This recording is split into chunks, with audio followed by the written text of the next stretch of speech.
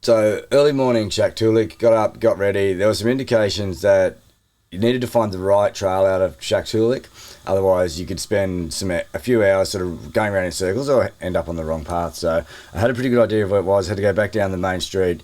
There was a bit of a cutting. Out from there, it was onto the ice on the lagoon or the snow. And then from there, the trail went across just a vast open lagoon to a small feature that was Little Mountain with a little red cabin on it, and then from there across the sea ice to Kyoks. So it was around about 45 to 50 miles depending on what you were looking at. So it was a really crisp, clear, dark morning. So got going early, got out there. It was cold, but there wasn't too much wind, thankfully. So the wind had given some of the races a few problems. There were some withdrawals from wind and frostbite, and some of the mushers had to withdraw just from really high winds further north on the trail. So I was pretty keen to get a crossing here that wasn't too windy, and the forecast predicted that this was the sort of best day to cross this week. So the timing worked out really well. Just delaying it coming through the foothills gave us that little bit of extra time. So the trail was just sort of really flat, really straight. It was dark, so you could only see as far as you liked.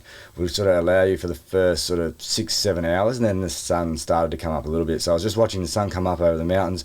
Really nice morning, really full moon.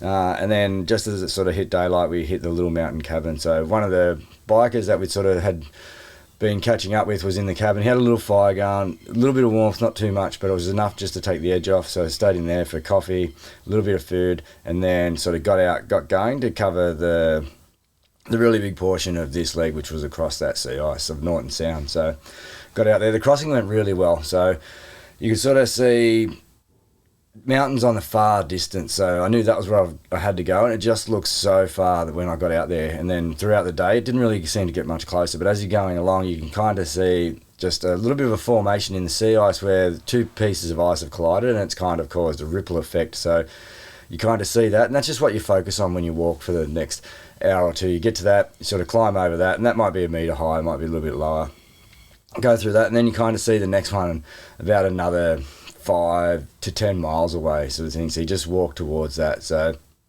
it was just kind of a really monotonous day. There wasn't much to look at. It was just really open. You could see out to sea. You could see the mountains on one end, the mountains on the right, or inland, and then the mountains behind you, sort of thing. So it was just sort of trying to keep my mind occupied, do the best I could just to not worry about it too much and get going. And then sort of by mid to late afternoon, you can start to see we're closing in on the land just before Kyoks, and then we sort of came up on the land. It was still a little bit cool, but not too bad. I kind of protected myself from the wind all day anyway, because I just still didn't want to get my fingers any worse from frost nip or frostbite. And then came up onto the land, and then it had been over sort of 45 miles, and I was getting to that point where my back started to ache, because I do have a lot of arthritis in my back and my neck, and I've got a lot of joint issues just from all my previous work that I've done. So my back started to really ache, my knees were aching, my neck was aching, and I just kind of thought, I just want to get there, I just want to get this over with, I just want to rest. So the last sort of 5 miles or a couple of hours really dragged out. I was really hoping that I just could get there and get this over with, sort of thing. So at this time I sort of hooked up with Ryan more so, and we kind of stopped a little bit here and there. He had some Oreos that he shared with me, just trying to keep each other probably a little bit occupied and just kind of keep us focused on getting there. And then sort of finally we could see the village of Kyoks. We came across the river into the village itself, and the snow machiner came down straight away and welcomed us into the village. He'd been watching us on the tracker, and he was sort of had a bit of a chat with us. Really nice guy. Pointed out where the school was, which was sort of pretty easy to see because it was kind of just straight in front of us.